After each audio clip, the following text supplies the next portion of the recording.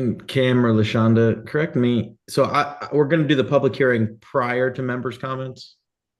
I'm sorry, Michael, we are live on YouTube.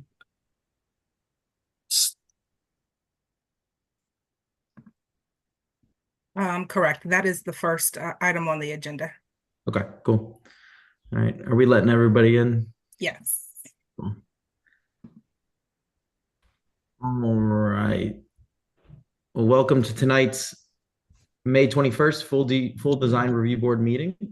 I have a quorum of 5 members out of my 9, so we are good to get started. I was clarifying some stuff on the agenda, so I am looking for a motion to approve tonight's agenda. Make a motion to approve the agenda. There's a motion. Do I hear a second? I'll second. All right, there's a motion and a second. All in favor, say aye. Aye. Aye. All right, the motion passes. Staff, do we have some last meeting minutes that we need to approve?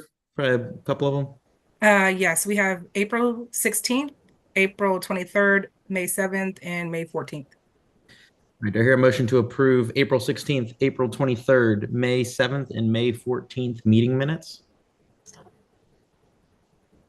Make a motion to approve the meeting minutes stated. We have a motion. Do I hear a second?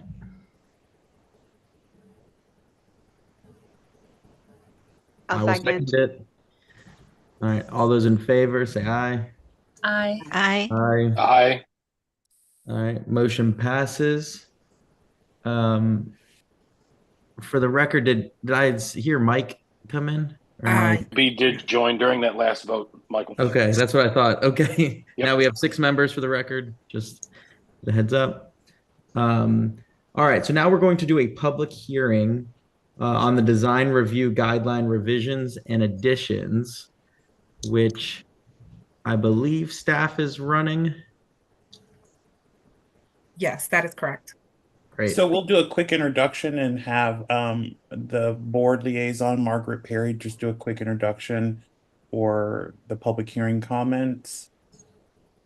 Yes, good evening, everyone. Thank you for being with us tonight. I am Director Margaret Perry, and I am the DRB, one of the DRB liaisons. We look forward to hearing your input. We will be taking notes, and it will be forwarded on to the Board of Directors so that we can all take a look at your input. So thank you for being here, and thank you for participating. Thanks, Margaret. LaShonda is going to go over some changes that have been made since the last board meeting, and then we'll open it up to comments from members who are here for the public hearing. For the record, members who are here speaking individually will have 3 minutes to address the DRB related to the proposed changes, or if you're representing a group, you'll have 5 minutes, and that will be timed by staff. So LaShonda, take us away.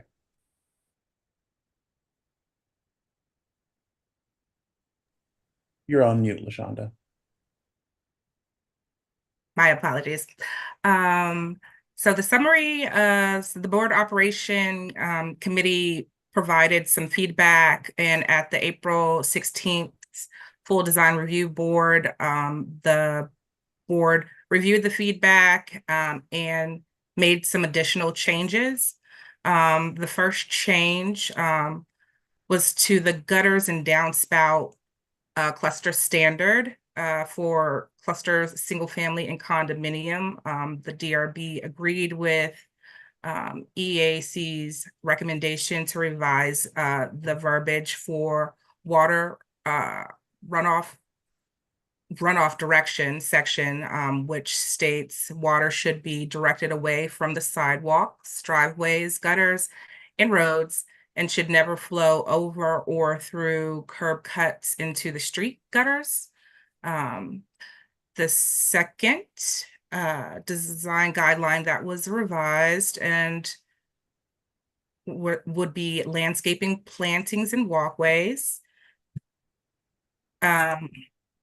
which the DRB accepted the recommendation to relocate a portion of the criteria from the drainage section to the comments section that's titled Approval for Fairfax County Land Development Service Watershed Division.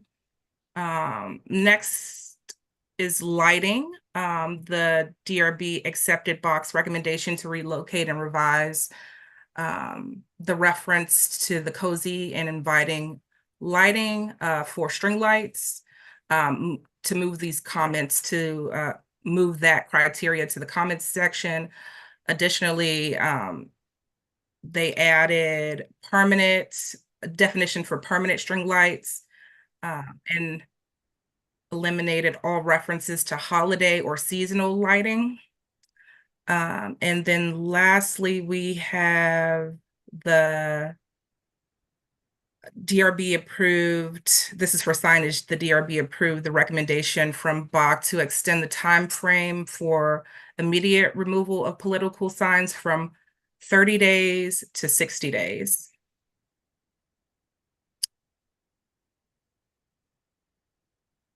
And then we also have some feedback from our membership. We received feedback from condominium leaders, as well as an individual member that will be sharing their information here shortly. Okay, we're going to go ahead and take comments. As many of you are aware, we have proposed, this has been a work in progress for a little over 2 years.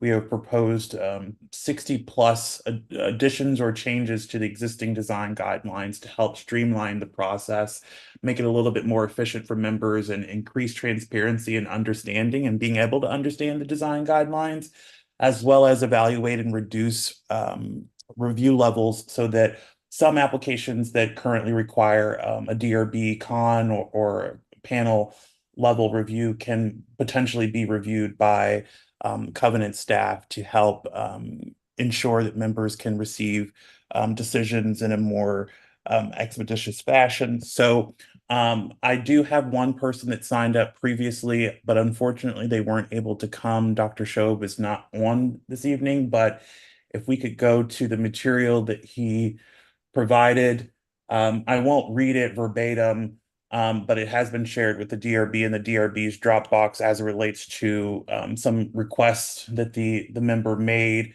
and we will most certainly provide those to the board as they consider this as it moves forward through the next couple of steps in the process. But specifically, some of the requests are related to the lighting, string lights design guideline, as well as making observations as it relates to various other types of lights that are used, and requiring lights to be directed downward and away from adjoining properties. Observation 2 would be the DRB is, for example, contemplating the requirement for string lights to be turned off no later than 11 p.m., that they are not kept on when no one is present, and the string lights should be equipped with motion detectors that turn lights on when someone is present and turn them off when no one is present.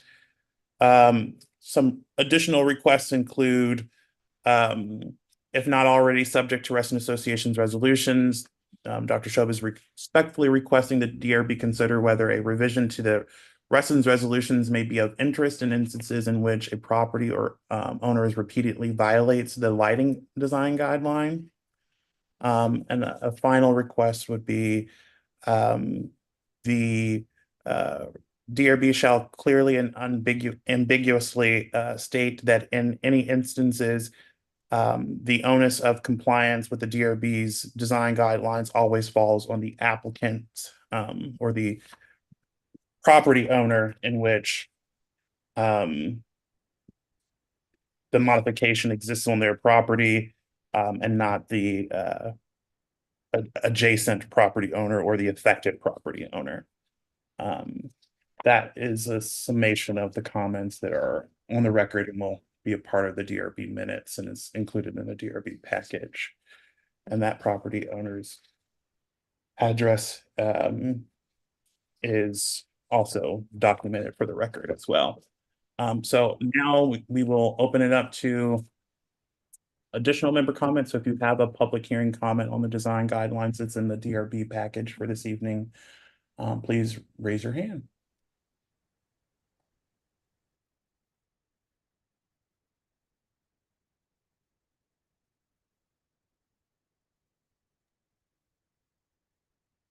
not seeing any hands raised. It's in the bottom right-hand corner. If you'd like to, we'll give it a couple of moments. I'm sure everyone's probably ready to hear the applications this evening. So going once, going twice. Can I ask a question, Cam? You absolutely can. There was the one comment that I was provided from about the condominium associations, and I didn't understand. We're only updating like 2 condominium guidelines, right? I mean, am I missing something? And I didn't quite understand what they were referencing when they were writing their letter. Sure. So their comments are, so to directly answer your question, we are updating or creating at least 15 LaShonda condominium design guidelines. And that's because there is no condominium design guidelines currently. So their comments were more along the lines of making sure that any established design guidelines were clear and delineated what was the responsibility of the homeowner versus what was the responsibility of the condominium association in the review of the applications, because what they didn't want is that homeowners to see the design guideline and believe or assume incorrectly that an element in which the condo was responsible for that they could submit an application for independently. But I should also note some of the other comments weren't clear in terms of our desire to create the design guidelines for condominiums is kind of a catch-all. We purposely set up the design guidelines in the manner that we did to ensure that it covered all properties or as many properties as it could. We have a lot of condominium associations in Reston that actually mimic townhomes. So they are designed to look like townhomes. They are essentially townhomes without the name of a townhome. And so there are elements in which would be typical to see in townhome communities that these condo members are responsible for. For example, air conditioning units. For example, fences, for example, patios. And so we wanted to make sure that we kind of encapsulated everything that could potentially happen in one fell swoop instead of kind of piecemealing a design guideline every time there's something that happens, kind of being more proactive instead of reactive. But I do believe that the comments that were made by the individual condominium leaders that submitted them are a benefit for us to review and consider, and for the board to review and consider, because we do want to make sure that we are clear what is the homeowner's responsibility or unit owner's responsibility versus what the association is responsible for. I hope that answers your question. Sorry, I was over. And I just remember things where, even some condos, you own the windows, even though other condos, you don't own the windows. And there's been people who will come in and request, window replacements, but then, they're actually part of a condo association. So I understand where you're coming from. So I just didn't see those in the full package that in here tonight, but those must have been ones that we just kind of were already approving of, and didn't need further discussion. So exactly. That clarified it.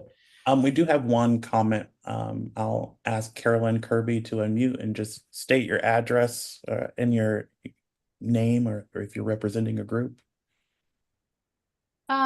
Yes, Carolyn Kirby. I'm at 2057 Swans Neck Way, Reston, and I'm also on the board of directors for Walden Cluster.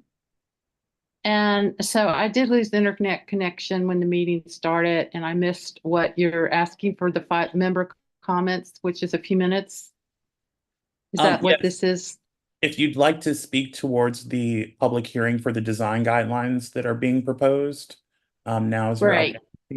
Okay, so thank you for having this. And my question is it too late to review the packet of material and send comments in writing if that's relevant, or is this a final action for tonight? Not at all. So the next step in the process is to have this reviewed at the board work session for the board to review the public hearing comments and then determine if there are changes or recommendations that they'd like to make staff or the design review board consider, and then it will come back to the board for final adoption. So we are almost halfway through the entire process. So if you do have comments, I'm sure staff would actually appreciate you to write those comments to us so that we can have that in writing. And you can send it to Carolyn, you know how to get in touch with me or your advisor or LaShonda. We're happy to accept those comments. Or if a staff member could put the general email box, it's drb@reston.org. If you have comments that you'd like to share, Okay, that would be acceptable. Okay, well- Absolutely. thank you. So the other question is, I did not see any of the draft materials. How do I find the draft materials to review and comment? There should be a link in the Zoom chat that goes to our Dropbox. It's on the Reston Association website. The entire package, and it is a pretty robust package. It's about 300 pages long of design guidelines that are being proposed. Okay. So Yeah, I tried to look at it and my connection didn't support it, so I haven't seen it, but I will do that. not a problem, but And thank you. Cam, may I just ask, is this coming to our June work session or July work session? Date is to be determined. Okay, I just, so that Carolyn, you can get your comments in before it comes to the board's work session. Those work sessions are held, it's the first meeting of the month versus the latter. So Okay. if it's a June one, it would be June 13th. So I anticipate we may be looking at this a little further out, but I just wanted to give you that heads up. Okay, thank you so much. Awesome. Thank Thanks, you. Carolyn. That's all. All right. Any other comments for the public hearing this evening? I'm not seeing any additional hands, Michael. So if you want to take general member comments. Yep. So we'll, I guess, close that public hearing for those items. And then now we're looking for general member comments for anything that's not on the agenda tonight. If you have any statement about anything else, feel free to raise your hand virtually or physically. Either one will be recognized.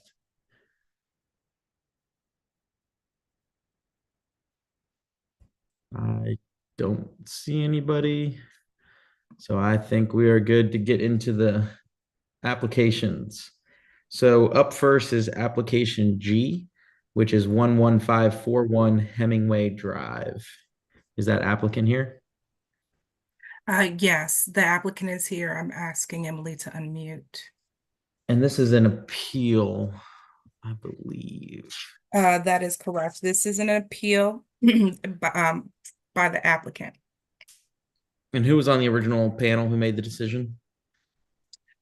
This one was on March the 3rd, and this panel, give me one moment, sorry.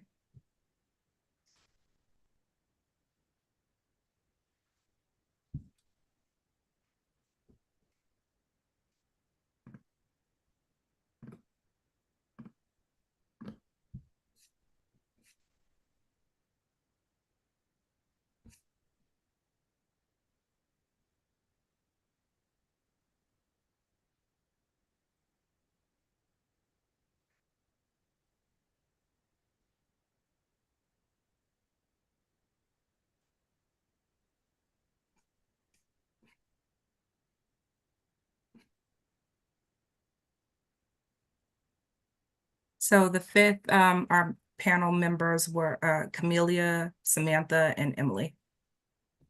All right, so Samantha and Emily, you guys won't be able to vote on the appeal, but you can talk about it. So, all right, so is Emily the applicant here, Emily Bunting? Yes, I'm here. Hello. So since this is an appeal, before we kind of hear the actual case, you need to present whether there's new information or a misapplied guideline or cluster standard. So take it away, proving one of those things. So I think it's new information. Unfortunately, I missed the last meeting. Something came up at work last minute and I wasn't able to be on. So I kind of just wanted to go through it kind of came about as a decline at the last meeting. So I feel like I'm kind of caught in a vicious cycle where Hemingway, the board, doesn't want to revisit their policy on the freestanding basketball because, you know, they put in writing that DRB typically doesn't approve applications for attached homes. But when I went through the first application, it was approved for just a matter of minutes because the board had registered as an affected party and hadn't been contacted about the application. So, you know, it's kind of just like, I just want someone to tell me, can I do it or can I not? Hemingway saying DRB won't say yes, and DRB said yes, but then changed their mind after hearing from Hemingway. So it's not really new information, but it kind of came about from the last hearing. Okay. So, since Emily and Samantha were both there on the board, you guys were aware of the cluster statement on the actual basketball? Like that was available to you guys, I'm assuming? So Michael, this is a little bit kerfuffled, I think, because I haven't reviewed this application. This was prior to me being vice chair and the board switch up. So this is the first time I'm seeing this application. Yes, Chairman, that's the same to me as well. I joined the DRB after this application, so it's my first time seeing this application. Okay. Michael, I saw this application. Okay, so Sarah saw it. Okay. Yes, apologies. I forgot about the switch. So I had the Okay, well, let me just go. Brian, have you seen this? I don't think you have because you're on my panel. Nope. Okay. Mike B, have you seen this? Negative, sir. Negative. Okay. All right. So Sarah's the only one who can't vote on the appeal, which is fine. So Sarah, my question to you, do you have the cluster information, kind of their guideline where the member says basically, or not the member, but the board member says that it's been a long-standing, item in Hemingway cluster that basketball hoops are not approved. Yeah, so in the discussion that we had, first off, when it was on the agenda, we noticed the applicant wasn't on, and we did move this item to the end of the agenda in the hope that she would have been able to make it. So sorry, and we're sorry that we missed you. I'm so sorry. Yeah, that's okay. But we did try to accommodate, thinking, oh, hopefully she'll join. What we were thinking was that at this first run, my recollection is that we would tell them to follow the design standards for their cluster. There was there was discussion about perhaps instead of having one that is attached to the building, maybe they could come back with an appeal and ask for one that is mobile. And so that was the discussion that we had. So we kicked it back to the design standards of the cluster. Gotcha. Okay. Yeah, because I do believe in Emily. You correct me if I'm wrong. This is a portable basketball hoop. Portable. Yeah. Yeah, I would say that that's the new information because the previous application was just referencing a basketball hoop that was physically attached to the townhome. And again, our discussion was, well, if they do a portable and they come back, that would seem reasonable, especially since, we did understand that this was a family. Okay. And then staff, what is the applicant or the appellant is saying that it was approved by by DRB on 2/8, then declined the same day because the board had not been given their opportunity to register concerns. What is that meaning? Is that? My understanding is that the application may have received a decision from staff since it's actually staff reviewable. But at the time that the application was submitted in the timeline, the rules allow for the affected parties to register within 5 days of signing the application. And so that is where that came from. Okay. So then the cluster registered as an affected party, and then basically that kicked it where the approval was it wasn't really an official approval ever, because technically you have 5 to 7 days to appeal. Correct. Okay. Staff should have waited the 5 business days or 5 days. Understood. Understood. Okay. Okay. Michael, I just wanted yeah, go to ahead, Sarah. clarify that that I would say that there is new information on this application as it's talking about a portable basketball hoop and not what the previous application was with a photograph of the mechanically attached basketball hoop. Okay, yeah, because I'm looking at the application and it's clear that it's portable. I don't know if you're thinking of maybe another application or because I could be wrong, but it's if you go to the previously reviewed application, like I mean, it's showing this thing freestanding. There's another picture from the side. So I don't know if you're thinking of maybe a different basketball hoop. I don't know, but I can confirm that it's always been portable. so I'll be honest, I haven't seen a basketball hoop ever come to us in 5 years. So this is a very unique circumstance. At least I've been here for 5 years. I've never seen one. So this is the first time. Okay. So to me, is the cluster here? Because before we accept, I know I might be going out of order, but they're basically leaving it up to us. And they're not really saying, they said they kind of have a long-standing thing that says it's not required, but they ultimately are open to what we have to say. But normally we like clusters to kind of govern themselves. Because if we get involved in every little issue, we, be bogged down with a ton of things. So that's the reason why. I mean, is Kellen Leister here from the cluster? And could I recognize them to just kind of speak on what the cluster wants? Kellen is here and I'm asking to unmute now.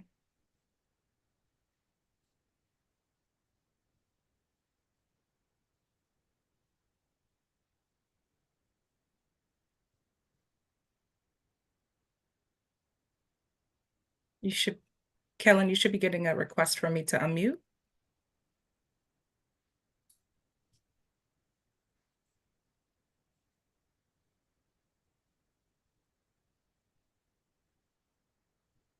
You're unmuted. Okay, can everyone hear me? Yes. Hey, Thank Kellen. you. Okay, thank you. That was So frustrating. I read your statement. So I know you guys said basically another previous board had kind of made this part of the guidelines, years ago, back 2000 maybe, or maybe even earlier. But as of now, you guys are neutral on the issue. Is that accurate? That's not accurate. There was discussion. I mean, this issue is several months old. Back in 2023, there was some discussion among the board that since the basketball hoop standard was created long ago, that maybe we should reconsider it.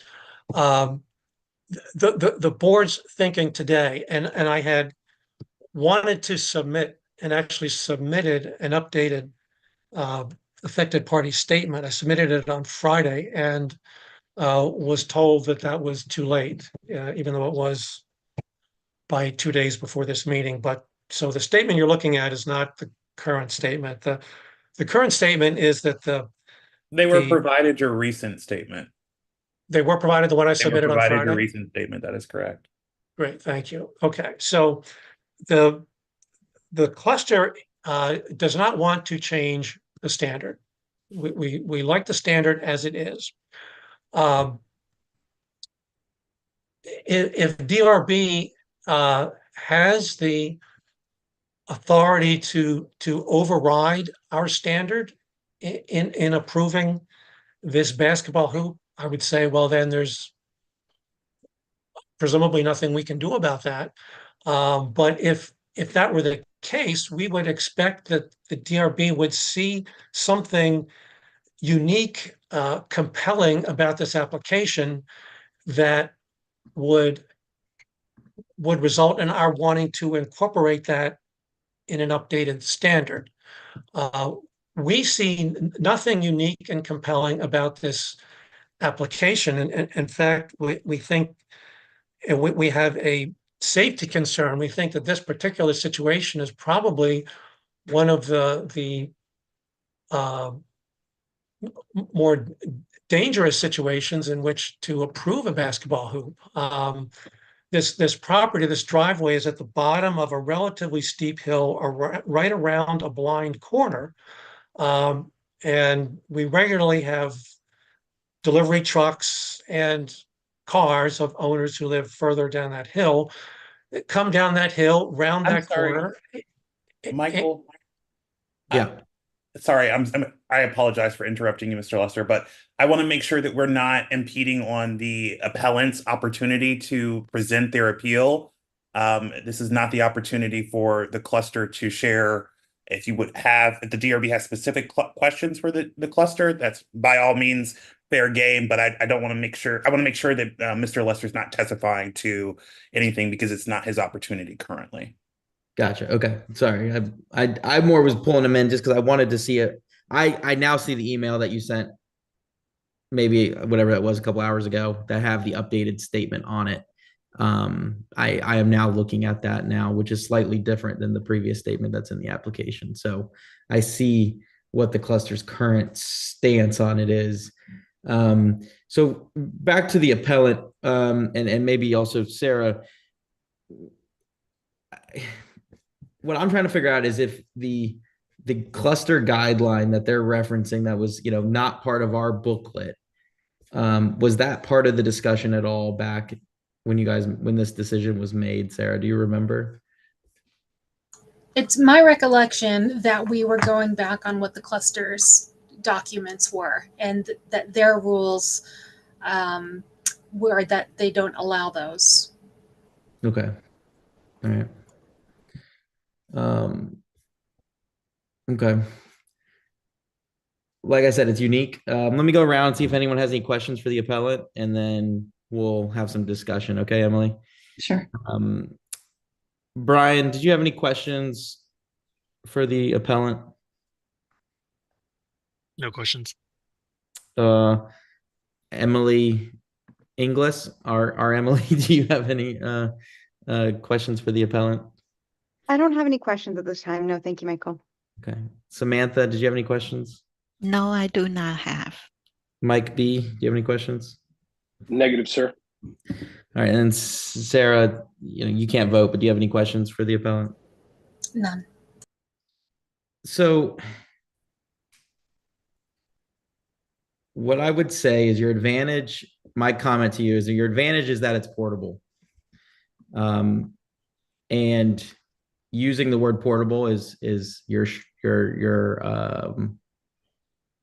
look at the definition of portable in our guidelines, and then kind of apply that from there. But since the cluster kind of has a strict guideline, and we have a guideline that says it, I don't see any new information on my stance from what I'm looking at. I don't see a guideline that was misapplied. So, it's not fun. Because it's fine. I totally get it. I've taken a lot of time. There's basketball hoops all throughout Reston, so it's a little bit of a tricky situation. It's just because this one is there are, and we use a lot of them. I know. And you're in a shared community space, so I think that makes it a little bit more tricky. So I would make a motion to deny the appeal, just because I don't feel that there is any new information. Second. So there's a motion and a second. Any further discussion on that? All right. All those in favor of the motion, Sarah, you cannot vote. All those in favor say aye. Aye. Aye. Any against? I'm against. Emily's against. Any abstentions? Sarah's abstaining. So we have a motion passes 4-1. Thank you. Thank you. Thank you, Emily. Have a good night. Thank you. All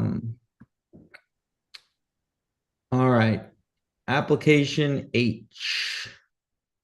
11500 Old Tiverton Circle, St. John's Woods Apartments. They're coming back with their updated sign package. All right. you've been unmuted. Okay, great. Thank you again for revisiting our signage package. We took what your comments were last time and incorporated into a resubmission to you. If you want to scroll down and we can walk through the changes, please, LaShonda. So, as you see here, we incorporated your comments, softening the design of basically the base of the monument sign. We've pretty much mimicked what is existing, except removing the reeded paneling on the side of the signs on either side, left and right. And then applied our sign to the front of that. So keeping within the design that was originally there. The next slide shows there was a request to have more of like a 3D rendering so you can see what it will look like. And same as the next couple of slides.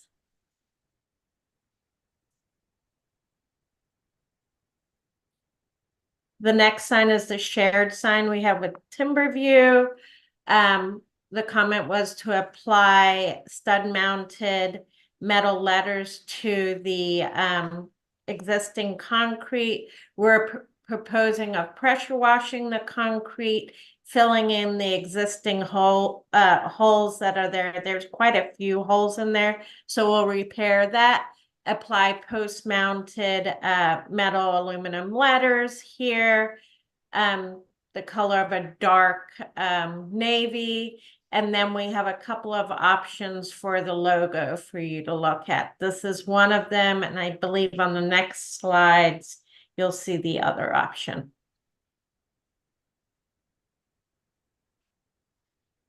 Same as our main sign here. Incorporating your comments of doing stud-mounted letters here, cleaning up the sign, and filling in the holes. This is the one rendering with one of the logos, and then the next slide shows the other option we can do for the, sorry, keep going, just kind of shows you. This is the other option we can do with the H logo for our Halsted logo. And then the last sign was incorporating, taking off the logo that we had on the sign and just making it more of a standard speed limit sign. And that is it. Cool. Yeah. Appreciate the updates and the more information. It definitely helps. Staff, is there still an affected party that wanted to speak on this? Yes. Give me 1 second. First, we have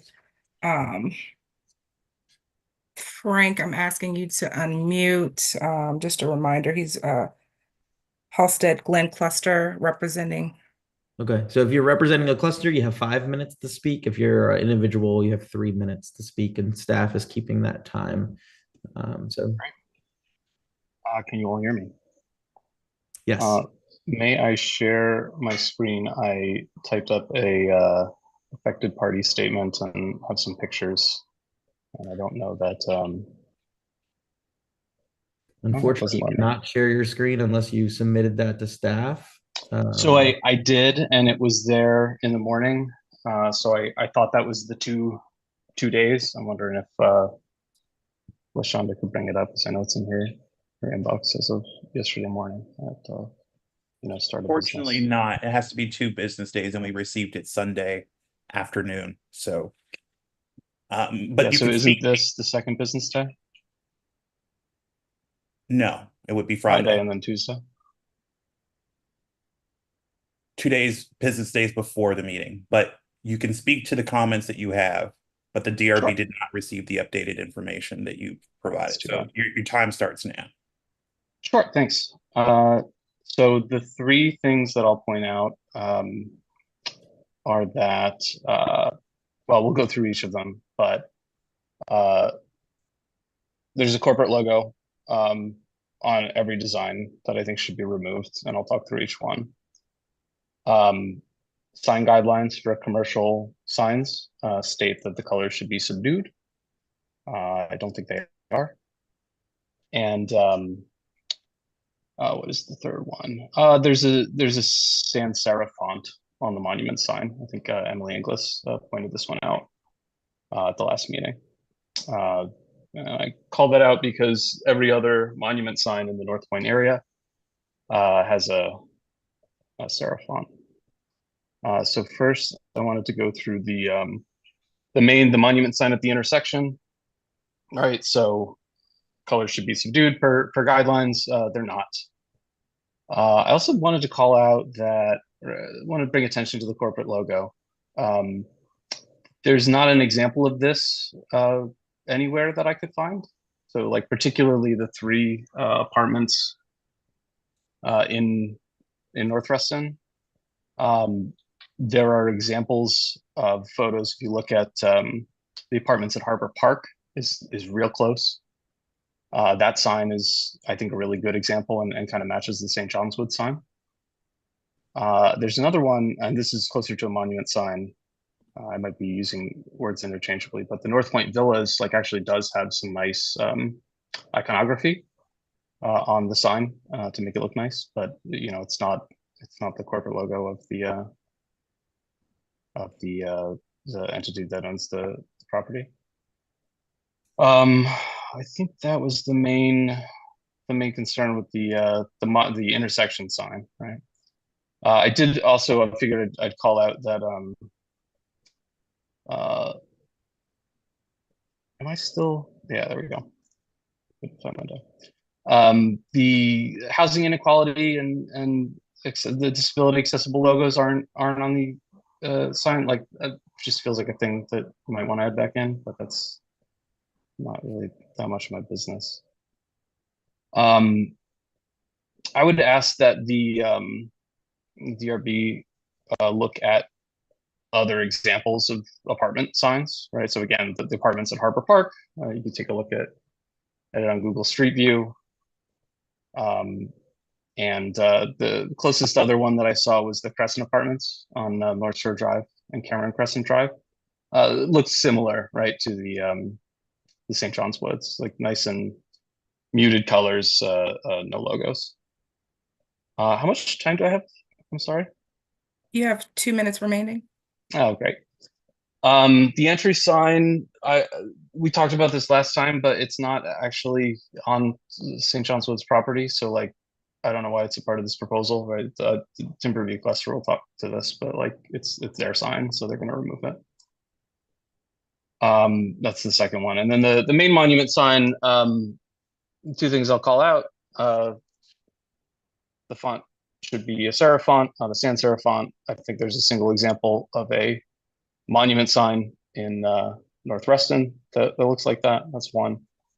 And then 2, there shouldn't be a logo. There are no logos on any of the signs in any of the monument signs for any of the clusters in North Reston. So it should comport with what's the word, harmonize, right, with the existing stuff that's there. And that's it.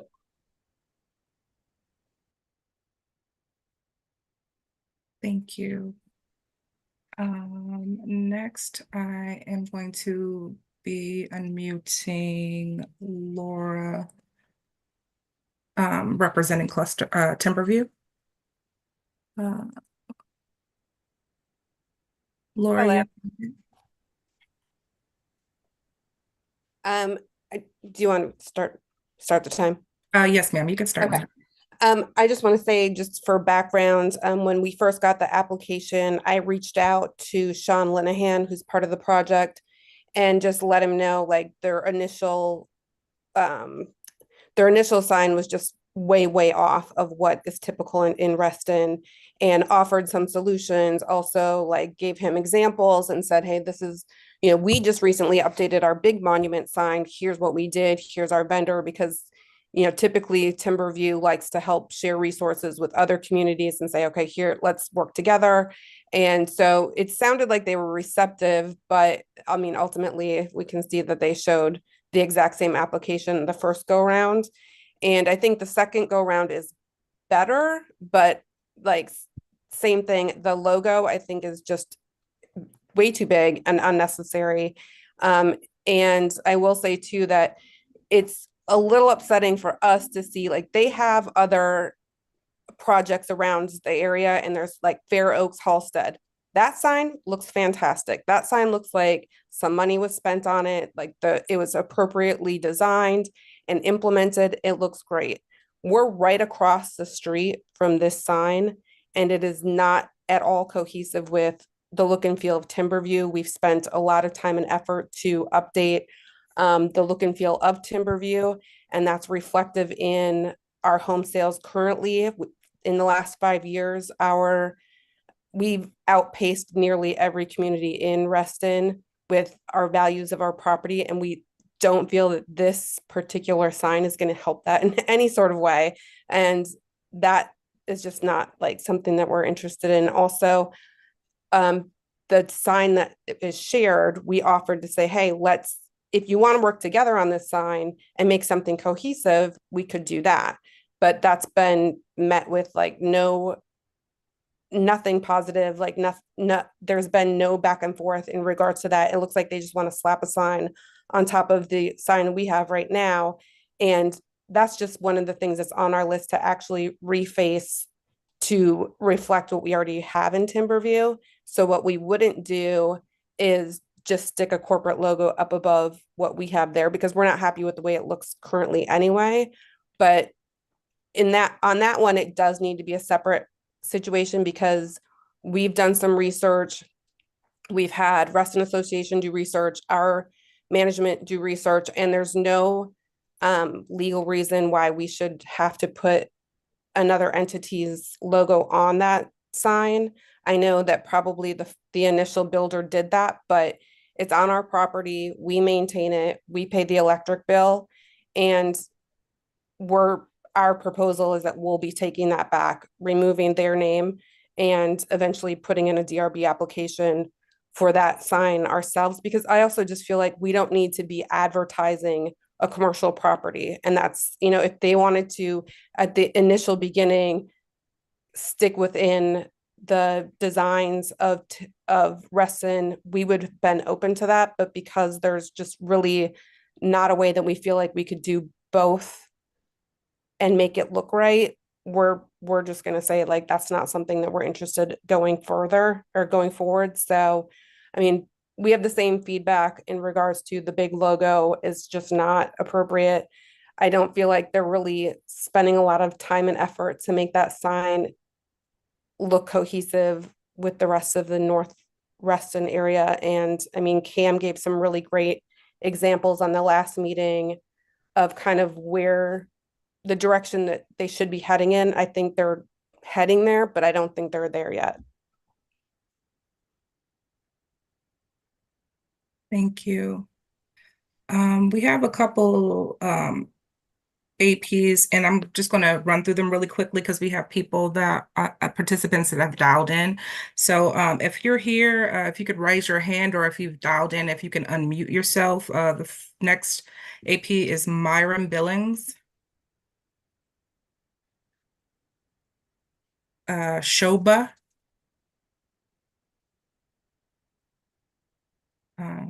Tamara.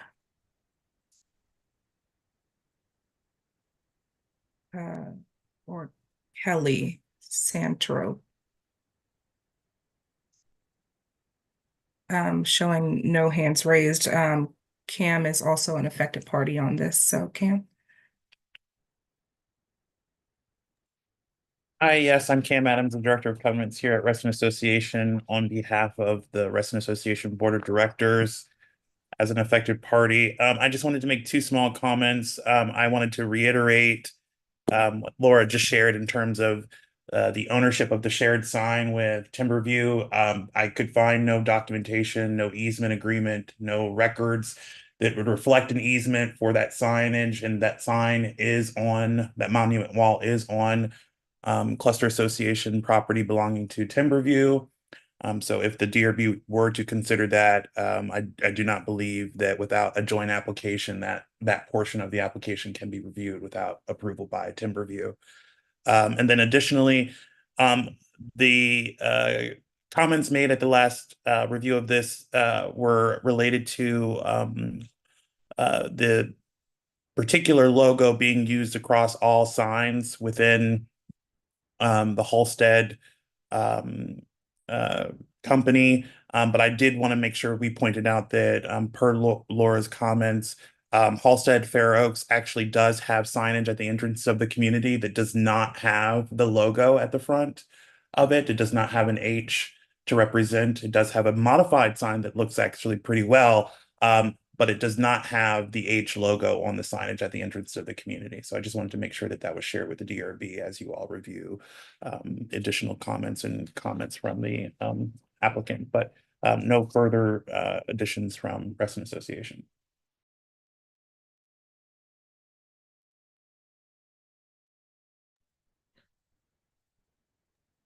Okay. Is that everybody? Sean? Yes, yes. Okay. Let me go around the room and see if anyone has any questions for the applicant, and then we will go from there. High level, guys, I would just say we have to pull the shared sign out of the application, just like what Cam was saying. It's not on their property. They don't have the property owner's signature on the application. So to me, we cannot review that portion. So I would just say let's consider the sign that's along Reston Parkway, and then the other monument sign. I guess it's labeled main monument sign. So Sarah, do you have any questions for the applicant? Could you show us what again, do the slides of what we're considering, since we made that we're incorporating Cam's comment that the sign that's shared on the property? So slide 6, staff. So to me, this sign we cannot review today. We do not have the owner of the property's signature on the application. So to me, this is not, we don't have a formal application. We ran into this recently with another condo association down at Lake Ann, where we need to have the actual owner of the property, even if they already have an existing sign. We don't know what the agreement was. So to me, this is unreviewable at this moment. So we would consider this first intersection sign that's on North Reston Parkway, and then the other one that's labeled main monument sign. So the speed limit sign and the main monument. Oh yeah, sign. and the speed limit sign, which yes.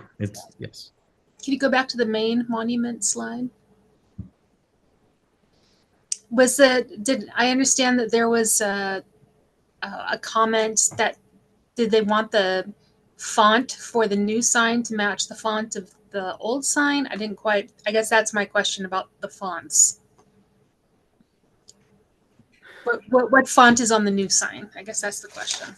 It's sans serif font on the new sign, which means there's no little serifs. Serif on it, I guess. Yes. But I'm trying to describe what that serif looks like. Serif, okay. Serif. Okay, that was my question. Thank you. Okay. Emily, do you have any questions?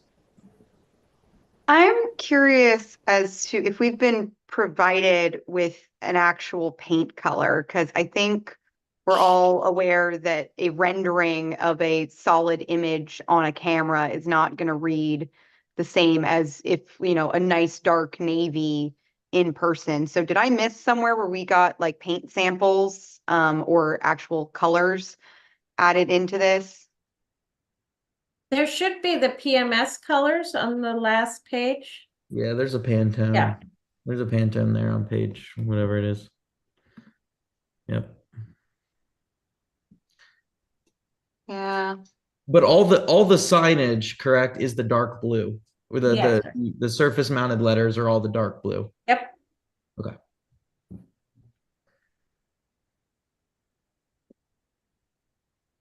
I don't have any other questions at the moment.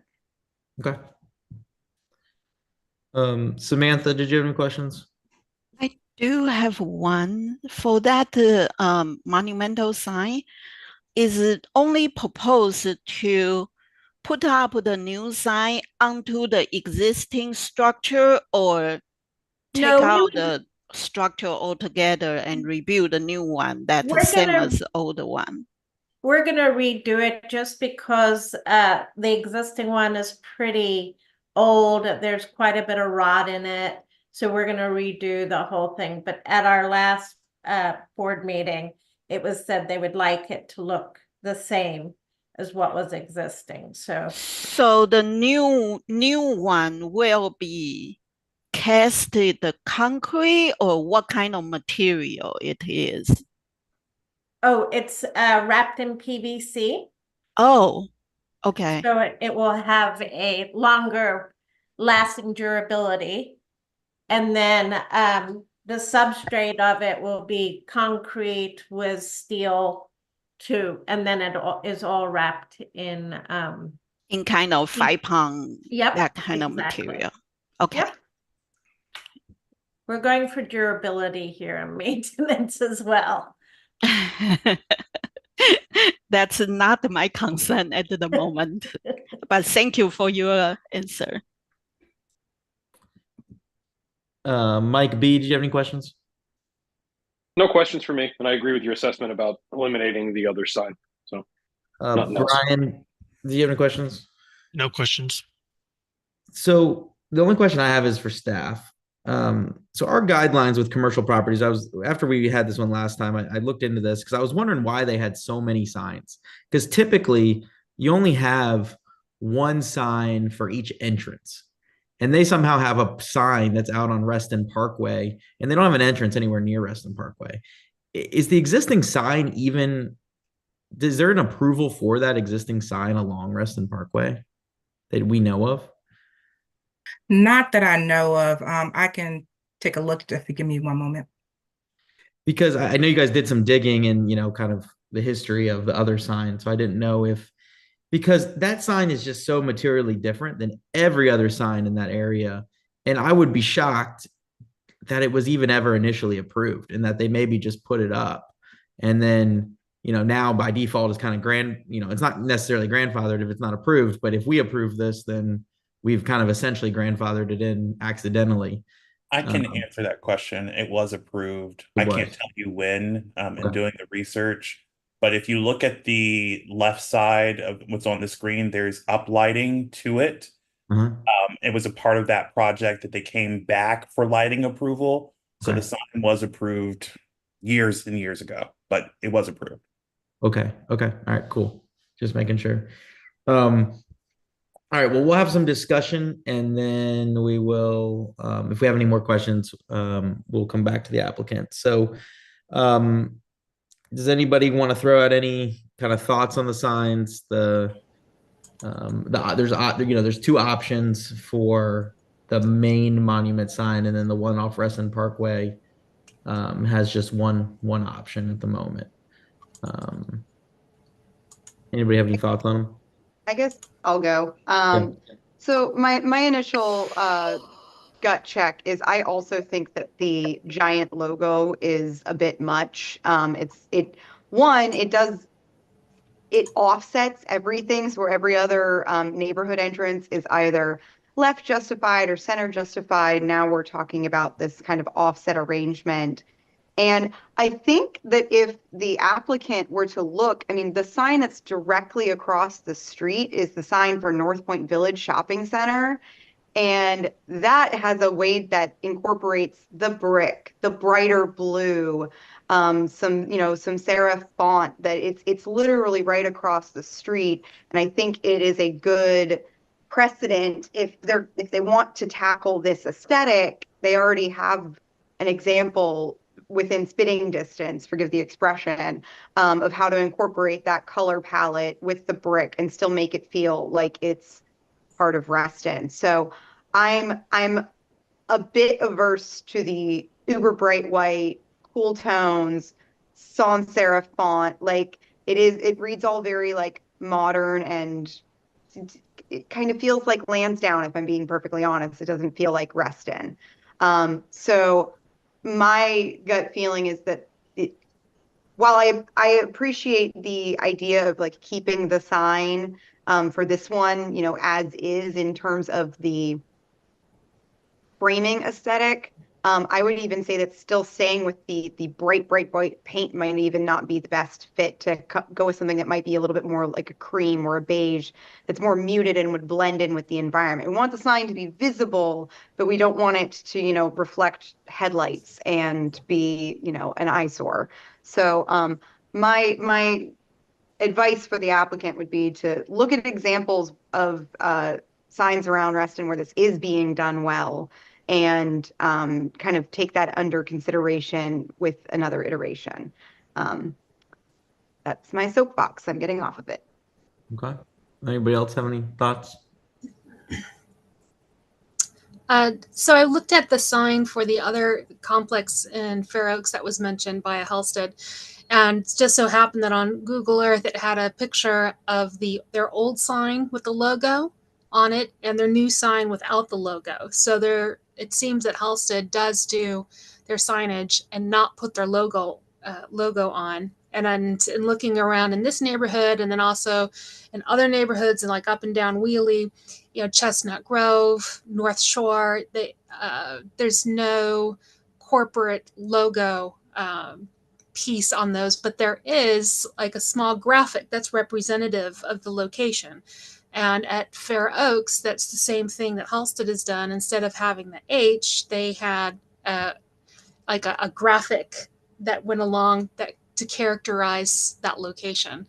And I would be on the page of, we don't have a precedent in this area for having a corporate logo. Instead, we have a precedent in this area for having imagery that aligns with the aesthetic or the character of that neighborhood. And I would encourage that to be explored.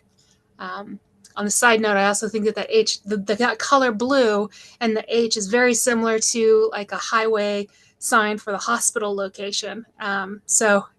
Again, I think that these colors start to piggyback on other signage that's already in place. And so I think that color palette needs to be relooked at as well.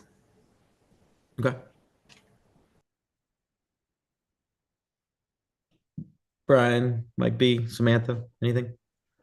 I actually thought on the main monument sign, I thought they did make some nice corrections to it. I mean, before it kind of was lined in white with a couple of different tones of blue, and I'm talking about the one on slide 10 now.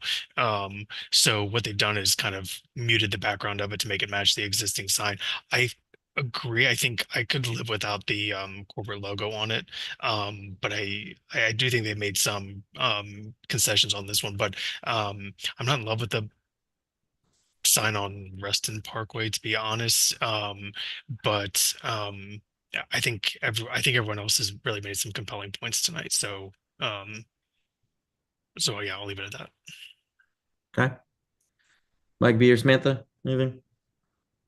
No, I do not have any comments for the moment. Okay. Nothing for me, sir. I'm not particularly, you know, upset with the color. If we dropped off the logo, it feels like that's probably the path, but I don't have any other big thoughts. Yeah. So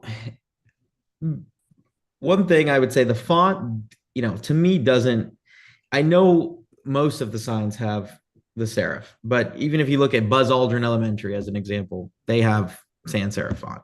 And that's, you know, less than a half mile down the road. I don't think I'm trying to modernize the font. I don't think personally that, you know, affects me. I think it's more of, I like the channel mount kind of letter now that's completely, you know, mounted into the concrete. I think that's a good, the kind of update. I do think the rendering is going to make this seem a lot more robust than what it may actually feel like in person. That's just my opinion. I definitely like option 2 if we're looking at options. So if you go to slide 10, which we were just on, to me, having the logo have kind of the see-through portion where the concrete is going to come through it really helps to do it, in my opinion. I think potentially if this sign was just a little bit smaller, like a lot of the signs don't take up the whole concrete in the area, and if you just graphically shrunk it about 25%, that it would probably, I think, not be as offending to most of the neighboring kind of properties. But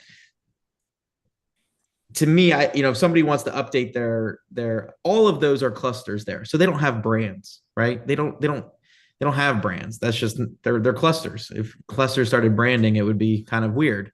And so to me, this is a commercial property. It's a little bit different. So I'm okay with the font the way it was submitted. I just think the sign is graphically just a little too big. If we decided as a board that the logo had to go, then so be it. But with option B, I think, or option 2, I think that it is not as offensive once it's down a little bit smaller. The speed limit sign, no one's touched on it. I think that fits right in. I think that's, to me, they're trying to modernize it. I'm assuming, we talked to the applicant. They said they're going to be coming forward with new paint colors for all of the buildings as well.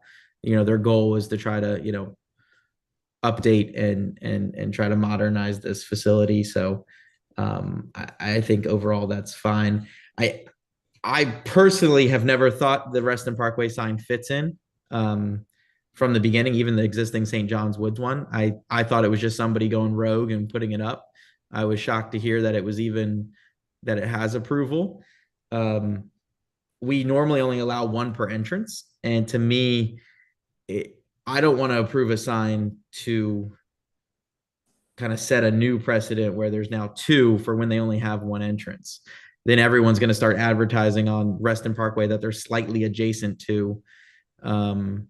I personally think that sign is just unneeded.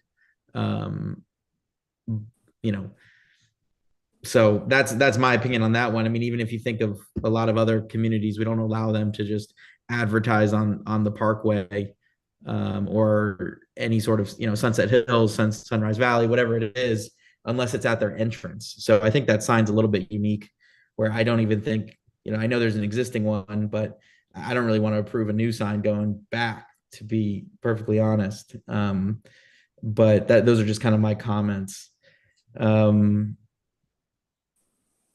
So does anybody have any other thoughts after hearing some other people's feedback? Anyone want to make a motion?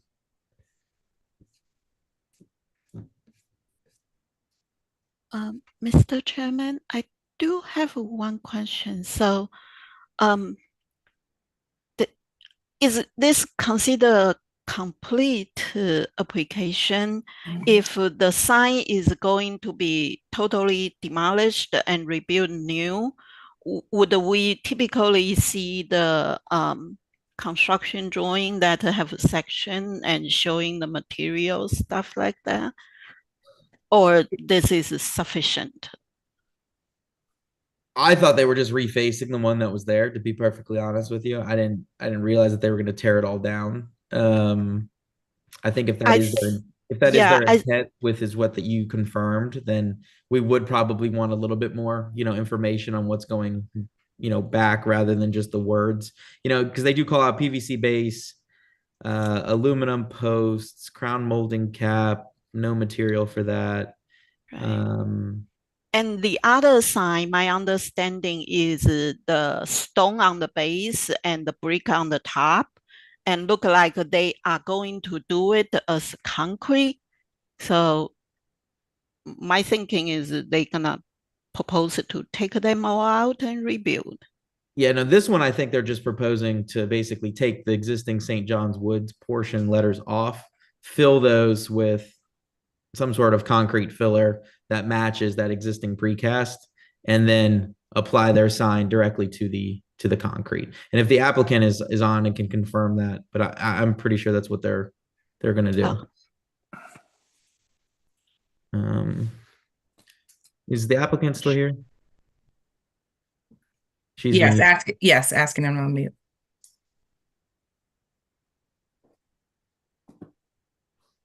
You're unmuted. There she is. Yes, that's what we will be doing. Correct. Okay, that's what I thought. So this one is the sign that we see is staying. You're just doing exactly what I just said. But the front sign, your intention is to rebuild it because it was wood and it's just in poor shape, I'm assuming. Exactly. Okay. So hopefully that clarifies, Samantha, for what you're asking. Yes, that does. If we're gonna rebuild it, is there any reason we don't, and I hear you, Michael, about, approving something that maybe we don't want to move forward, but if we're going to rebuild it, is there any reason why we don't build it to match the other signs with the stone and the brick and kind of more in keeping with the rest of the neighborhood? Once again, that's back to what our guideline says, is that if there are going to be two entrance signs for a unique case, if there are two entrances or some other reason, that they're the same, right? That they're similar or the same in nature. And to me, these signs are both so different from each other. One looks much more like a leasing sign versus one is a monument sign, right?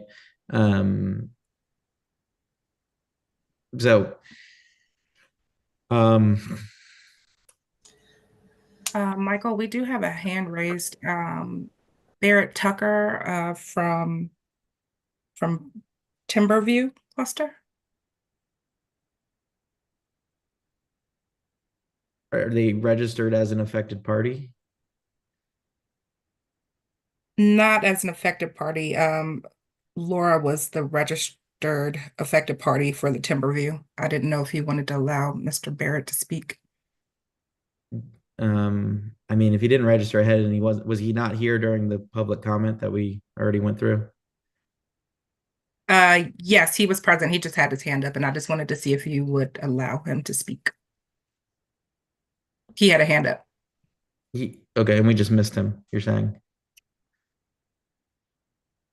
He just raised his hand. I think he had a comment regarding the sign. Yeah, I mean, it's not typical. I would say that, the public comment's closed, unfortunately. Okay. So I don't want to keep going through that. If he joined late and he's, wanting to speak and he registered and wants to speak, then I would hear him. But you're saying he didn't pre-register is what I'm hearing. Is that correct? Correct. Okay. All right. Then no, I'd like to just keep moving forward. Michael, yeah. So with this sign for the main monument sign option 2, just so I understand, so this sign and the other monument sign, those are at 2 different locations. I didn't see like a site plan where these signs were located. Yeah, so this one that we're looking at is at is kind of the entrance off of Old Tiverton Road, or whatever the name of the road is, right? And then the shared sign with Timberview that we've nixed, that one is off of Center Harbor, but on Timberview property. And then the white sign is at the intersection of Center Harbor and Reston Parkway. Okay. And so that one, you can see it's directly diagonal from North Point Village Shopping Center sign. So think Glory Days, Wells Fargo, etc. It seems like there's, when you look at this sign and then you look at the other monument sign, other than the logo and the font, they really don't seem to talk to each other a whole lot. And I think that this one has more going for it than the other one, with the muted background, sand, the concrete material background, and versus the other one, which does look very, corporate and maybe something that's more over in Fairfax versus in Reston. I agree.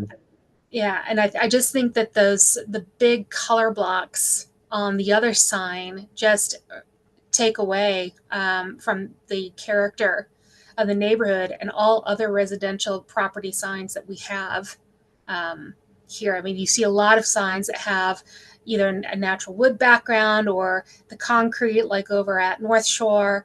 And I'll also say that at the Halston and Fair Oaks, that background is like an exposed wood. So it's not as if, if we came back and we we decided to ask the applicant to resubmit something, maintaining these natural backgrounds that are more in line with the neighborhood.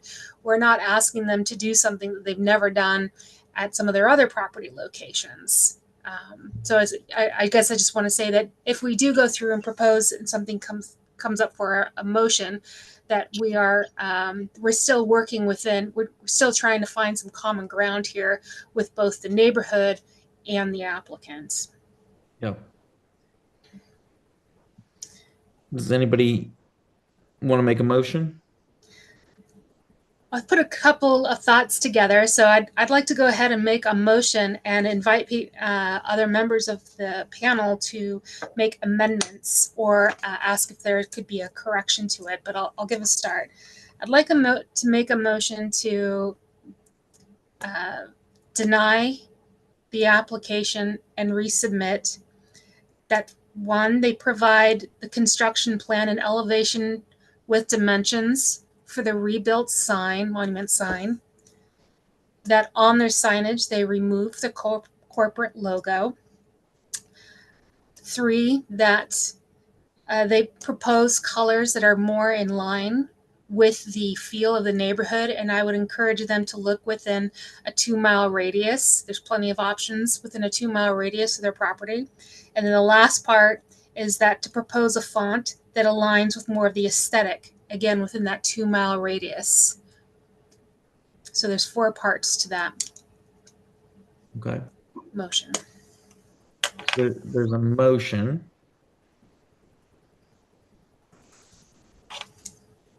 I would ask Sarah if she's okay with an amendment to state that if the rebuilt sign should be, since it is a second entry sign, should be in likeness with the main entrance sign, that the 2 main monument signs should be similar to one another, or at least speaking the same form language. Would you accept that amendment?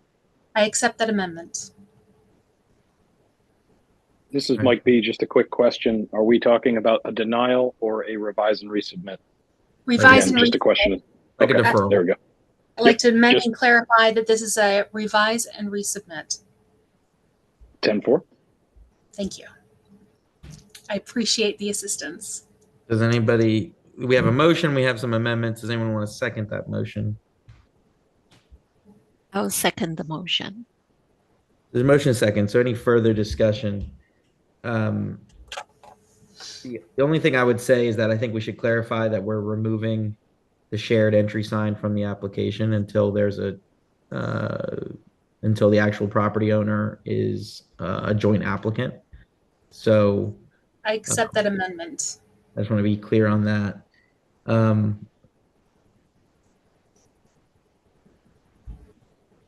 So in your motion,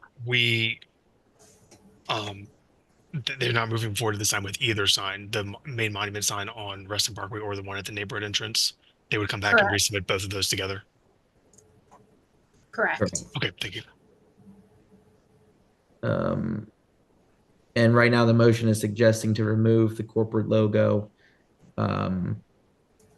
from the design for the monument sign, just as a clarification as well, right? Correct. That the item 2 of the motion is to remove the corporate logo. Okay. Number 3 is to align the colors with palettes that are similar to palettes in tone to signs within a 2-mile radius. And the 4th part, propose that the font aligns with the fonts seen in other neighborhood signs within a 2-mile radius. Okay. The only discussion I would have on that, I don't have a problem with the font. I just think it's too big on the one side. I think removing the corporate sign, I think would help, because then you could center it, make that a tad bit smaller. Maybe they could incorporate, I personally think the corporate sign, it just maybe is too big.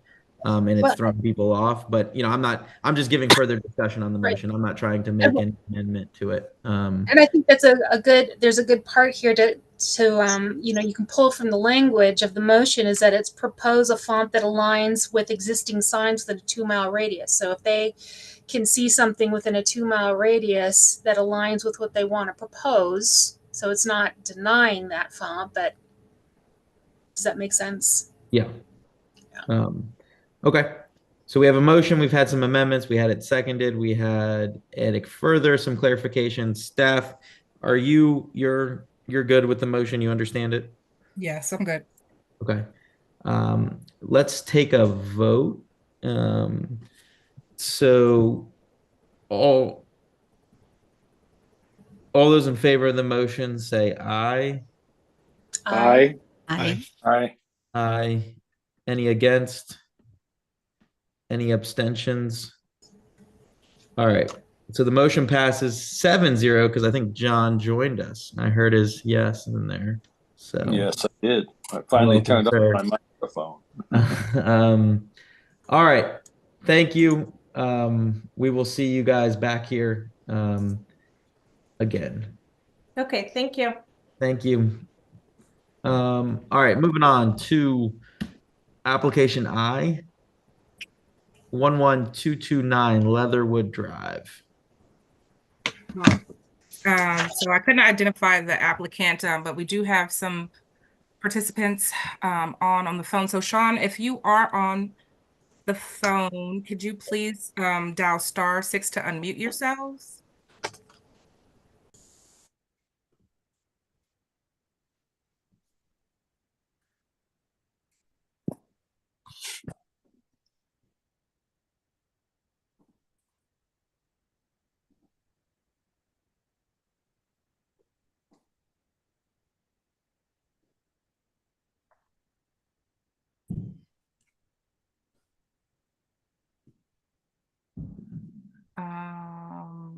Doesn't look like the applicant is here. But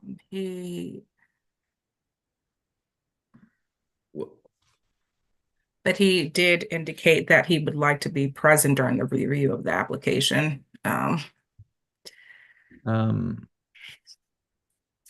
We can either push it, guys, to the end of the agenda, which is fine with me, or frankly, the last thing we told them was we needed something within 60 days. It's been over 6 months. What they provided is not what we asked for. It's they created they created their own bed, and they now need to, unfortunately, they need to hire some professionals to actually come out and take a look at it. So, I would like to make a motion to deny the application for the record and put them on a timeline before it needs to get turned over to legal committee, because I don't think it's being taken seriously. Is that a motion, Michael? Tony, I'm allowed to do that, right? Where I can deny it if the applicant's not here? Yes. Okay. I'd like to make a motion to deny the application and require the applicant to come forward with a thorough application within 60 days of this denial. And if it is not, then it needs to be taken over by, the appropriate legal committee for rest and association. Second.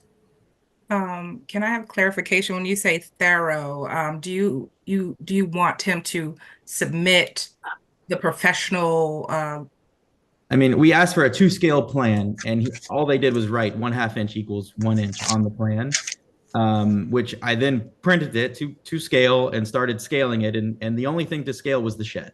So, I don't know how much more thorough what we can else ask for. But we need proper documentation done by, I'll amend it, proper documentation done by a land surveyor or arborist or civil engineer or any equivalent professional certified by DPOR for those actions of surveying a property in the Commonwealth of Virginia.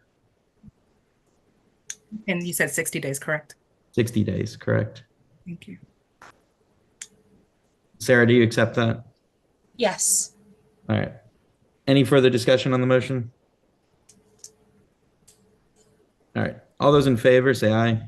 Aye. Aye. Aye. Any against? Any abstentions? All right, motion passes 700. All right. Application J, 11900 Lake Newport. Armstrong Elementary is back. I'm assuming it's for final approval on a couple of the deferred things we did. Yeah. That's what we would like, yes. Welcome back, Pete. All right. Hi. So we deferred the HVAC screening, we deferred some landscaping and some of the lighting kind of around the perimeter of the building, correct? So if you could kind of walk us through just those items, that'd be awesome. Absolutely. Thank you everyone for having us here tonight. We appreciate the opportunity to talk to you. And I want to thank LaShonda specifically for accommodating our request for a later time slot. We had a previous appointment related to this project earlier in the afternoon. The three things that you really asked us to focus on at our last meeting had to do with landscaping and specifically the tree canopy, saving 2 trees, and then also just kind of increasing the tree canopy to kind of improve coverage on site. I believe Emily was a proponent of that. And what I can report, we'll show you in the documents as we go through this, is that we have been able to save the 2 trees. They were tulip trees. I think one of them was 23 inches and one of them was 25, using retaining walls. And we'll show you on the plans in a little bit. And in fact, we were able to save another one that was nearby as well. So we have been able to retain those at your request. We have also proposed planting another 15 trees up near the ball fields. And we'll get to that too. We'll show that. With respect to lighting, I guess, Michael, I think you put forward this concern about how much we had in terms of wall packs, and we've reduced the number of wall packs from 30 to 24, and we've also changed the lighting under the canopies and soffits to be recessed fixtures so that they're less conspicuous. So we'll show you that as well. And then the mechanical screening, we've done the surveys, we've done the studies showing 2 different configurations of how the screening could be configured so that it would limit views from the north of the property. So with that said, LaShonda, if you could just go to really the first page, number 3 of our package.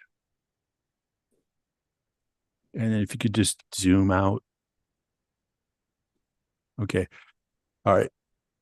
Yeah. Page number 3. This is what we had shown previously. And on this drawing, you can see on the upper left-hand side of the drawing, there's a tree. I'm not sure, LaShawn, if you could zoom in a little bit further around. There's kind of a cluster of numbers right there. You see where the green number is? There's a tulip tree. There's an existing tulip right there that was slated to be removed, which we have since looked at a way of integrating a retaining wall so that we don't have to cut the grade as much. So therefore, we think we'll be able to keep it. So this tulip poplar right here, which I believe is, let me see, 3073, and I believe it's a 23-inch tulip poplar, is going to be saved. And then if you pan down to the right a little bit, Shonda, you'll see that other green number. That is tree number 3170, and that was a 25-inch tulip. And pretty much the same way, we've been able to put a retaining wall around that outside the drip line of that tree so that we can save that tree as well. And in so doing, we're able to save tree 3169, which is a 15-inch eastern white pine. So on those 2 counts, we've been able to save the trees, and we've been able to grab another one as well. If you go to the next page, the next page, it shows in gray the area down here where those 2, there's a red circle around each of those 2 trees, which are going to be preserved now. And if you pan to the left a little bit, you'll see the diameter of the larger or the tulip poplar over there that we're going to be able to save. The green lines in the plan under that is the retaining wall that curves under that, and the green line on the other perimeter of the tree is also a retaining wall. Okay, so those are two of the things we've done in response to your request. If you go to the next page, please, LaShonda. Okay, and I guess the next page as well. Okay, at the top of the sheet, you can begin to see that what we're proposing is adding a line of 2 lines of trees for a total of 15 trees. The next sheet will show this better, but this shows running across the site at the north side of the site. We're proposing doing this on either side of the path that we're having put around the fields. So the trees, if you go to the next page, please, LaShonda, and pan to the top, please. There you go. There you go. I'm sorry. I think you had it where. There you go. Pan down just a little bit. There you go. So this shows the location of the 2 fields that will be restored, where the backstops are, and where the new stair and ramp will be to provide ADA access up to the fields. And it shows that we're providing 15 trees that straddle this walk and will provide a buffer of views from the playing fields down towards the school as they grow in. So that's in response to your request to kind of build back the canopy as well. So that's one of the things we've done. If you'd go to the next slide, please. All right. If you could just zoom into the entire slide on this one. Thank you. All right. This is a study showing the impact of some of those tree plantings on the views from the north. View number 1 in the lower right-hand corner. This is basically down on the sidewalk at the north side of the school, looking at directly at the loading dock. And this shows how over time 2 trees will grow in this foreground, which will screen some of the stuff. Also of note, we hadn't really focused on this previously, but the current dumpster location at the loading dock is not enclosed, and we are proposing enclosing it. And immediately to the right of that, there's a large cooling tower, which this project is also going to remove and replace with this new mechanical on the roofs. The view above that is right at the top of the hill, right at as you start to go up, and this shows you some of the views as you start to have the trees grow in up at the ridge along the north playing fields. You'll start to get some coverage of views back toward the school. And then the top view, number 3, this is the furthest back. This is at the very top between the 2 batters, the backstops, looking back at the school. And over time, this is actually, we don't have any trees planted right here at the ramp. So here it's a kind of open. Everything else along the fields we believe will grow in and will be fairly well screened. So that's what we're looking at doing for some of the tree questions that we were asked about. And LaShonda, if you could go to the next slide, please. Okay. These slides are about the questions you asked us about the lighting of the building. These show the previous configuration of the lighting. The areas shown in green are site lighting, and the light fixture on the right was the kind of site parking lot light that we proposed for that. And there was no opposition to that in the meeting. People kind of signed off on that. However, the concern was expressed about these blue areas where we had a lot of wall sconces, and if we could reduce those. So on the next slide.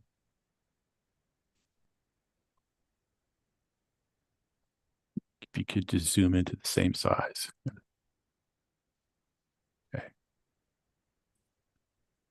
All right.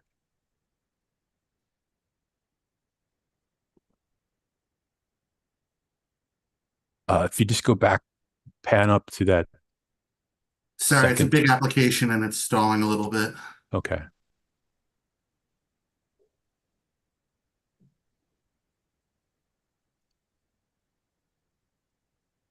One second, I'm gonna see if I can take over.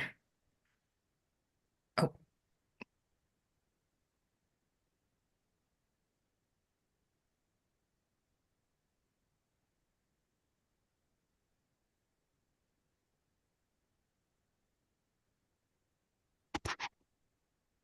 Yeah, it's having trouble loading on my end. Give me 1 second. Let's see.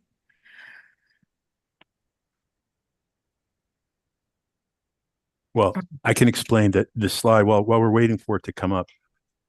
What you'll see is that the number of wall-mounted sconces has been reduced to 24, and they've been spread out as much as we can to still maintain the lighting coverage around the building. And what's changed specifically is that under the canopies at the front entrance of the building, and thank you, this is very good.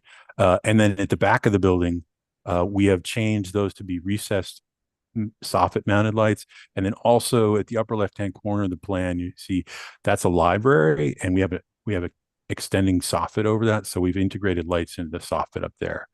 So we reduced the lights quite a bit, but we've been able to maintain the foot candle levels that we needed. So here the parking lot lighting and site lighting has not changed, but the building lighting we've scaled back as much as we could and still get the same kind of foot candle coverage. And on the next slide,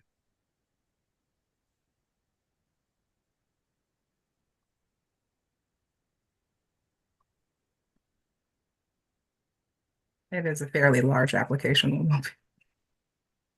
We are.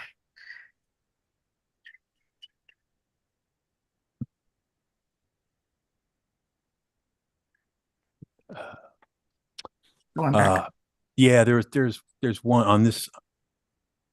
If you'll look at the upper right-hand corner, you'll see here, there's a recessed light, and you can see the trim for that recessed light right here. And that's what we're proposing for the soffits of the building. The other two lights remain unchanged from the previous proposal. So that's what we're proposing for the lighting. So if we could go to the next slide.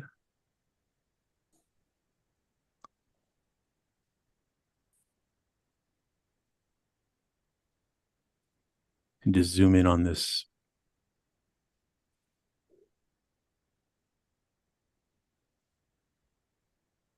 There we are. Okay. All right. Thank you. If you can get the bottom view in this as well, please. Thank you. All right. This is a view showing our studies of screening the mechanical. This is the first of two studies that we show. This shows a small L. If you look at the roof plan, you'll see in red a line that forms an L on the roof plan. Correct, right there. And that is the smaller of the two configurations we'll show you. That's a 7-foot high screen that's in front of 3 large pieces of equipment. And the view at the bottom is standing back at that sidewalk at the north side of the parking lot. And you'll see that right at the top of the building, that 7-foot screen in place there does effectively screen those 3 pieces of equipment. If you look at the middle image is the view further up the hill as you're not quite at the top of it. You're not quite cresting it. You can see that as you look at the building, that same mechanical screen is still quite effective in screening the mechanical equipment. And then as you get to the top view, if you pan up, please. As you get to the top view, you see that this is right at the intersection where we don't have any new trees planted because this is right at the top of the ramp. This is where you can see the screen is still effectively screening the mechanical pieces pretty well up there. Okay, and the next slide, please. Okay. All right. This is another scheme we looked at. Here we have a larger mechanical screen. If you look at the roof plan again, there's a red L. It's just the northern face of the L is much longer. It goes all the way from the gym on the west side of the building to the better part of the east side of the building. And it also encompasses those 3 pieces of equipment plus 2 ancillary pieces of equipment that are much smaller. Again, it's 7 feet high. And if you look at the views, the view in the middle, again, this view in the middle on the right-hand side, this shows you from almost at the crest of the hill how effective that screen is at covering any equipment on the roof. Really what you see above the screen is largely there's a standing seam metal roof over the kind of 1.5 story portion of the building. And then you see the sky, of course. So that's what those 2 studies can show, that yes, they would be effective. And if you go to the next slide, please. All right. This is just kind of coming back in showing if you don't have the mechanical screens at all, these are the same views with the trees obviously grown in a couple of years, but probably not fully grown in and probably not fully thick. And what I want to add here is that we have spoken with the school to date, and their stated preference is to not provide the mechanical screening if possible, with the hope that the trees would provide additional screening over time that would be effective at screening the view from the ball fields of the rooftop mechanical equipment. And so those are the 3 areas that we understood you wanted us to look at. We've taken a dive into them, and unless the school district has something they want to add at this point, I would open it up to you, Michael, and your team. Okay, cool. And staff, do we have any affected parties that still wanted to speak on this, or we're good with that, right? Yes, we do have affected parties. Let's just run through them really quick. Let's see here. We have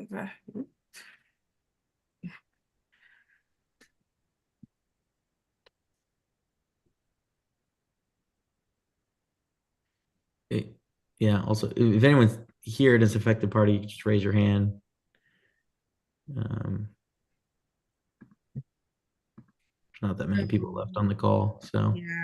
yeah, I can see. I don't see anyone that registered. Yeah. Nope, I think we're good. Okay, cool. All right, let me go around the room, see if anyone has any questions for Pete, and then we'll come back. Sarah, you have any questions? No questions. Thank you. Emily, did you have any questions? I did, and I apologize. I was looking at the details of the things. Did I miss the planting schedule? I had the same question. I was trying to figure out what type of tree it was. Yeah, what type of trees are we planning on putting in? Because that's definitely going to make a difference. Okay. I'm going to need to defer to David Stiegler. David Stiegler is our civil engineer. If you could make it possible for David to speak. Sure. Asking David to unmute now. David, you're unmuted. Can you hear me? Yeah. Good. Well, even better, I'm a landscape architect along with being a site designer. So the application does not specify what type of shade tree going in. If I were to decide today, I would say a willow oak would be a very good choice for that, which is a very upright, broad spreading tree. You're thinking that the same tree for all 15 locations? You know, I really haven't given it a lot of thought. Not necessarily. You don't want to have a monoculture. Well, that's what I was gonna say. So right.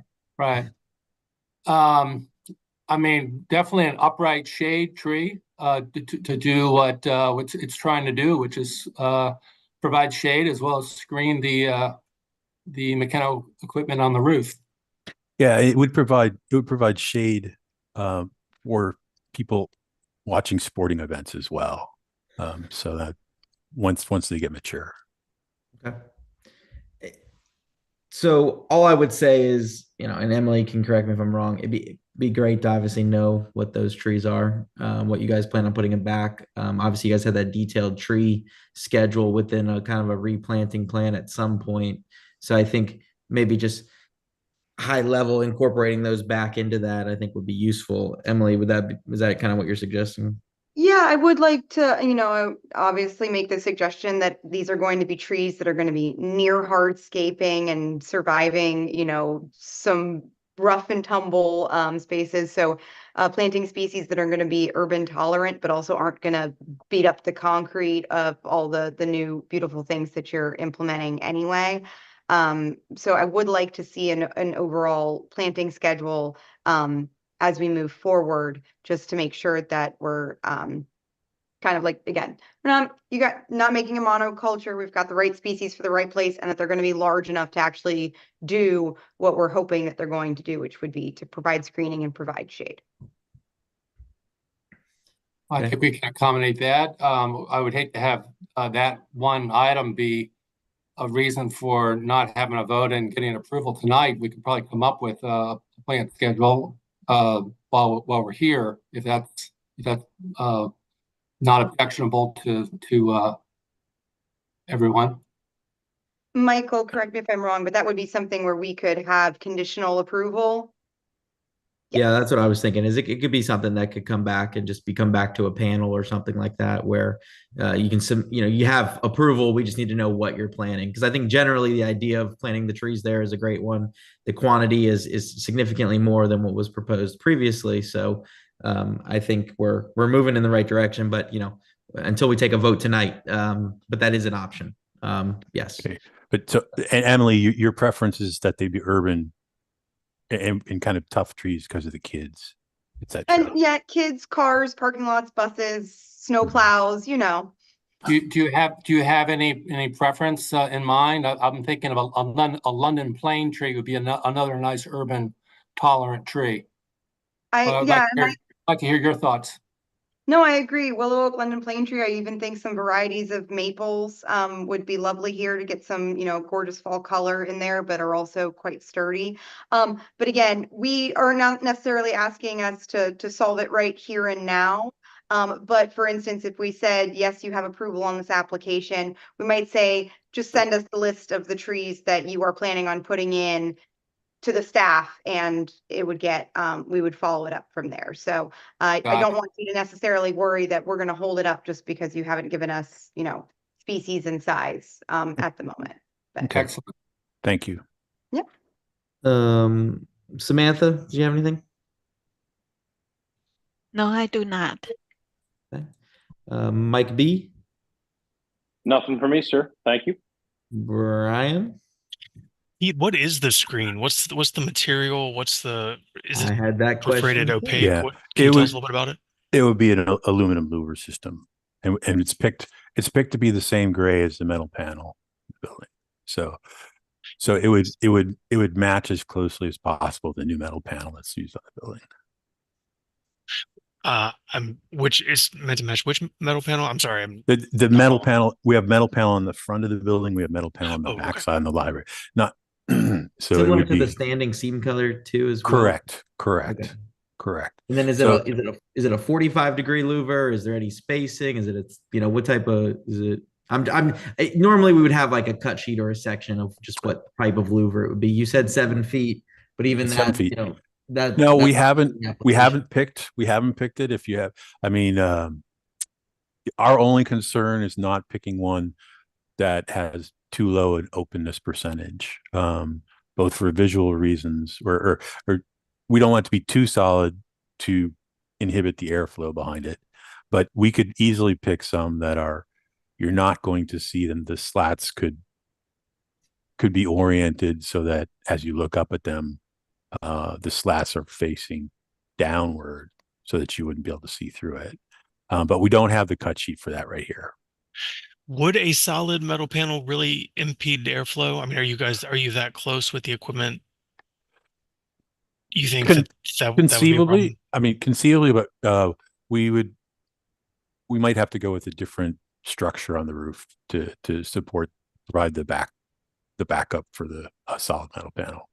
There are a lot of systems out there for roof mounted louver systems that are more or less prefabricated that we could get. Yeah, I'm trying to figure out like the angle of the blades and stuff like that. But typically Typically, they're in the 45-degree ballpark. And it's like usually an inverted blade, right? So Correct. it's Correct. showing me that way, nice block your view. Mhm. You know, I think if they're aluminum, they'll be light enough weight, you know, and they have enough open percentage that wind won't be an issue. We just need, once again, it's more similar to the tree, right? Just we need a little bit more information on what that actual louver is, what the color is, what the exact height is. You know, I know you told us 7 feet, just it's not, you know, not shown right now in the submission. Okay. Brian, do you have a question? Any other thing? No more questions. No. John. Nope, no questions. I'm actually happy with the response to our previous concerns. Yeah, I agree. I think the lighting, you know, gives us that information now. I'm glad there's the retaining wall. The only, and then just harping on the question again, what is the retaining wall? Are you doing 6-inch timbers? I think it'd be segmental block. Segmental block. Okay. And what is it going to be, like a split face, or it's what type of, like, I guess we'd want to know what type of block you'd want to do there too. We love timber walls here. I don't know if you're open to that. I don't know how tall they are. But we can look at timber walls, but we had just looked at a kind of segmental stacking block, but we can pick that out. There are submit that. also curved walls on the plan, and curving timber Oh, is next. Yeah, okay. that's why the segmental really works. No, I want you to bend the 6x6, stick it in the chamber, and bend it. But we'll steam it and we'll put it in a mold. You'll lose all the pressure treated out of it. Okay. So. All right. Do we think that those retaining walls are going to be tall enough to require a railing? They're on the edge, to be quite honest with you. They're very close. We conceivably do them in 2 steps if we can, to avoid that. Because with small children at the school, we'd rather not have that kind of fall hazard. So, but we're right at the upper limit right now. Okay. That would be the question of, you know, the same with Michael, of segmental block wall material. If you require a railing, what the railing's going to look like. Yeah, I would love to not have a railing at all. That's I would our like to keep them 30 inches or less, and that's kick a little dirt around. You get away with a planting buffer too, and then if planting buffer, what planting buffer? Okay. I would just say that they're, you know, if for some reason they come back and they're over 30 inches, then come back. But I think we assume that they're going to be 30 inches or less. Okay. I mean, I know you know, that's more what I would recommend. With young kids, we really want to keep away the fall hazards, so we'll do whatever we can. My 3-year-old loves retaining walls. He jumps off of them. I mean, that's why it's there. Well, I can't change. I don't know how to do that. So does anyone have any other, let's have some further discussion on it. And then if anyone wants to make a motion, we're, you know, here for that. So Brian, did you have some further thoughts? Is that what you were implying? No, I just couldn't quite tell from the renderings, but I appreciate the clarification. I mean, I guess I probably prefer the large L, but I do understand the school's, you know, preference, well, for none. But you know, I think I could definitely be okay with the small L, because I mean, the fact of the matter is, like, when they're up on the hill, you're going to see some rooftop equipment anyways. I think this is helping quite a bit from when you're down on grade. So I think the small L is probably okay there. To echo what was said before, I do appreciate the responsiveness and the efforts made to save the trees. I really like the 15 trees you've added around, you know, on that hill that, you know, it would be just kind of bare where it is at least now. So I think that helps soften it. I could see that being a great place for kids to stop and hang out during recess or whatever, and sit in the shade and things like that. So I really appreciate that idea. And that's it for me. Thank you. Any other thoughts from anybody? Comments? I would, just because I haven't already, I'd like to also echo that. I do really appreciate you guys taking all of these corrections into consideration and really doing it justice. So I thank you so much for doing what you can in order to make this design beautiful and to answer our questions and comments. I really do think that you guys have done a really good job resubmitting your applications. Thank you so much for that. Thank you. We appreciate your time and effort and thoughts. Any other thoughts? So, I mean, I also like I think the smaller L's is efficient. I think even also the L maybe even goes back a little too far. You probably don't need to necessarily, if you're trying to cut a little cost, the part of the east building side? there steps up. So okay. I think you could just cover kind of that first unit. I don't know if to scale what it is, but it's probably maybe 12 feet back, maybe 15 feet. I don't know if that's, I don't know what the return is there. If you guys are trying to, lessen some costs, I think it's achieving what it needs to without necessarily going all the way back. Okay. You're saying, Michael, I'm just want to understand the short leg facing like the bus loop on the bus loop side, or the Correct, because that portion of the building actually steps up there. Correct. So, and Pete, correct me if I'm wrong, but that portion towards the bus loop, that building is actually taller there from when you're looking at the rendering. The administration wing is about 1.5 stories for most of its run, and only its tail at the very north end goes down to 1 story. Right. So most of this is 1.5 stories or two stories at the main entrance vestibule. That's what I thought. So to me, it's really hit that if you're coming off the bus loop into that rear parking lot, if the L returns, maybe 12, 15 feet, it's accomplished what we need to do. And not necessarily needing to go all the way back, which, may help with some of your clearances kind of around some of that equipment. Obviously, this is, not exactly where it's going to be, but it's, it's close. Yeah. We'll have to lay it out with the existing structure and with the kickers that we need to. Yeah, and it'll help to have the L shape in it though from a structural standpoint too. Correct. That way it's just there. I'm just thinking if cost is an issue, even if a modular system and you cut out one panel, you just saved yourself, $2,000. So appreciate it. We'll look at that. I think it would still be successful. The lighting, I still think it's a little much, but I understand what you guys are doing. I think you're trying to line up the lights kind of above the windows. And I'm assuming that's what we don't have an elevation that shows the lights in them, but from when I was looking at the elevations to how many lights there were, it seemed like there was a purpose for kind of how you were lining some of those up.